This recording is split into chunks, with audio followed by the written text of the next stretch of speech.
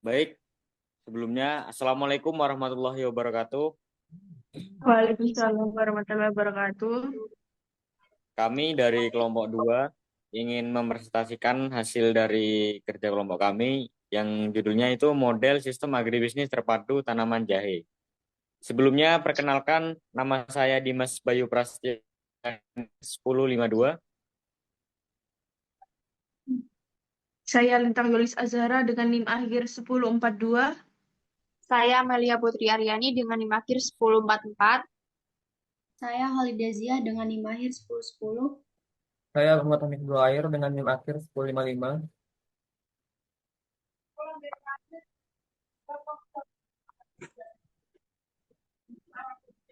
Mungkin bisa lanjut ke pemateri pertama. Baik, di sini saya akan menjelaskan tentang unit budidaya. Unit budidaya yang pertama yaitu penyiapan lahan. Penyiapan lahan, tahap ini merupakan tahap yang sangat penting untuk menciptakan kondisi tumbuh yang optimal bagi tanaman. Kegiatan yang dilakukan pada penyiapan lahan ini seperti pembersihan lahan dari gulma, sisa tanaman sebelumnya atau sampah. Yang kedua, pengolahan tanah seperti mencangkul, membajak, atau membalik tanah agar tanah gembur dan akar mudah tumbuh. Terus yang ketiga ada perbaikan drainase jika tanah terlalu becek atau rawan banjir. Terus yang keempat ada pemberian pupuk dasar seperti kompos atau pupuk kandang untuk memperbaiki struktur dan kesuburan tanah. Terus yang kedua ada pemilihan bibit unggul. Nah, bibit unggul ini akan sangat sangat menentukan hasil panen nantinya. Ciri-ciri bibit unggul itu seperti tahan terhadap hama dan penyakit, pertumbuhan cepat dan seragam, dan produktivitas tinggi. Terus yang ketiga di sini ada penanaman, yaitu menanam bibit ke lahan tanam sesuai dengan jarak tanam dan metode yang tepat. Langkah-langkahnya itu seperti kita membuat lubang tanam sesuai ukuran dan jarak tanam yang disarankan. Yang kedua, tanam bibit sehat dan kuat. Terus yang ketiga ada tutup lubang dengan tanah dan tekan ringan agar akar menyatu dengan tanah. Terus yang keempat, siram secukupnya setelah ditanam. Terus yang keempat ada pemeliharaan. Nah, agar tanaman tumbuh dengan optimal, pemeliharaan penting dilakukan secara berkala, meliputi seperti penyiraman, pemupukan susulan, penyiangan, dan pengendalian hama. Baik, untuk selanjutnya penjelasannya dilanjut oleh pembicara kedua, pemateri kedua. Yang selanjutnya ada pemanenan. Nah, di pemanenan ini jenis jahe tergantung jenis penggunaannya. Nah, jahe dikonsumsi segar dipanen pada umur 8 hingga 9 bulan. Jahe untuk bibit umur 10 sampai 12 bulan. Jahe untuk distribusi bisa lebih dari 12 bulan. Nah, ciri-ciri jahe yang siap dipanen ini yaitu daun mulai menguning, batang mengering, rimpang membesar dan keras. Nah, cara panennya tersebut yaitu dengan rimpang diangkat dengan cangkul atau garpu pelubang, lalu dibersihkan dari tanah dan sisa-sisa akar. Yang selanjutnya yaitu pencucian atau pembersihan atau sortasi. Nah, pembersihan ini menggunakan air bersih untuk mencuci tanah dari rimpang-rimpang tersebut. Selanjutnya ada pengeringan. Nah, di pengeringan ini sangat penting karena untuk memperpanjang umur simpan dan sebagai proses awal pembuatan jahe kering.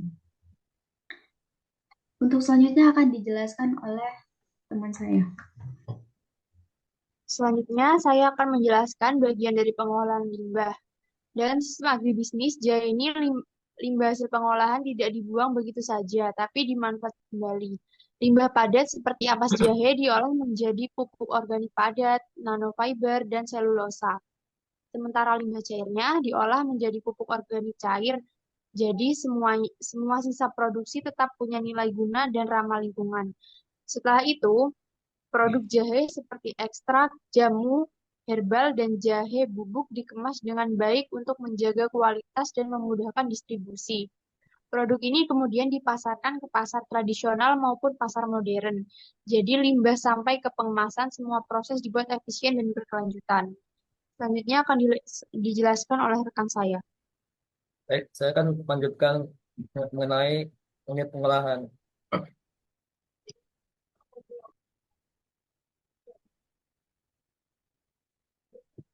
Unit pengolahan jahe. Ini mengoptimalkan jahe sebagai bahan baku utama melalui teknologi modern dan pendekatan berbasis kearifan lokal. Beberapa contohnya ada tiga, yaitu jahe bubuk. Jahe bubuk diproses untuk mempertahankan khasiat alaminya sekaligus memudahkan penggunaan dalam berbagai aplikasi. Tahap tahap pengolahannya itu dimulai dengan memilih jahe segar, dicuci lalu dikeringkan menggunakan teknologi spray drying atau oven bersuhu rendah. Setelah itu ada penggilingan. Jahe kering dihaluskan menjadi bubuk dengan tingkat kehalusan 80 sampai 100 mesh. Lalu disaring untuk menghilangkan serat kasar. Setelah itu ada fortifikasi. Dapat dikombinasikan dengan kayu manis, kunyit, atau lada hitam untuk menciptakan varian bumbu atau minuman fungsional. Setelah itu pengawasan.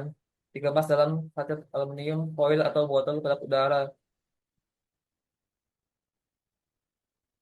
Kedua ada jamu herbal. Jamu ini bisa dikomunikasikan dengan jahe, kunyit, asam jawa, dan gula aren sebagai minuman detoks dan penambah stamina.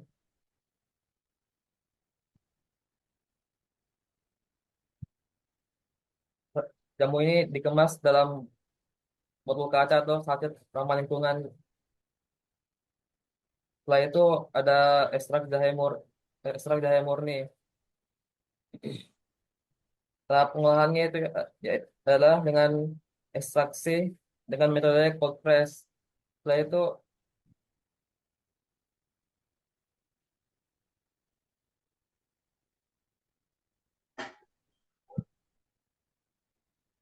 jahe ini dapat ditambahkan ke dalam kosmetik atau industri makanan. Sekian dari saya.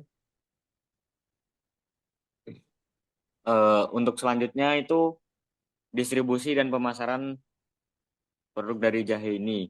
Yang pertama itu produksi. Produksi itu jahe ditanam oleh petani berbagai di daerah dengan kualitas panen yang sangat mempengaruhi ketersediaan produk. Terus yang kedua itu cara pengolahannya. Setelah panen kan jahe seringkali diproses menjadi berbagai bentuk seperti jahe segar, jahe kering, atau jahe olahan. Misalnya bubuk jahe, jahe dalam kemasan, dan lain-lain.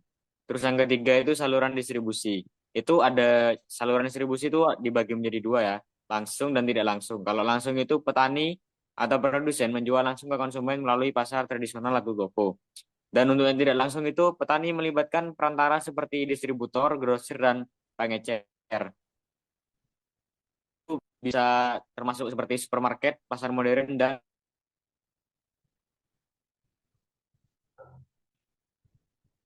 cakup promosi produk melalui iklan, media sosial, dan partisipasi dalam pameran atau bazar.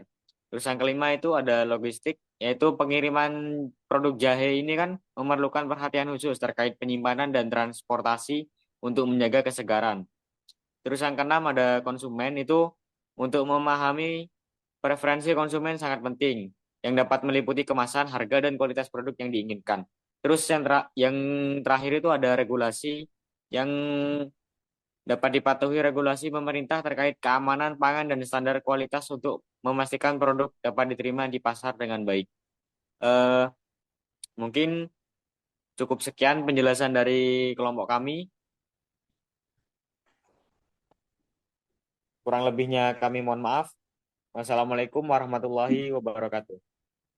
Waalaikumsalam warahmatullahi wabarakatuh.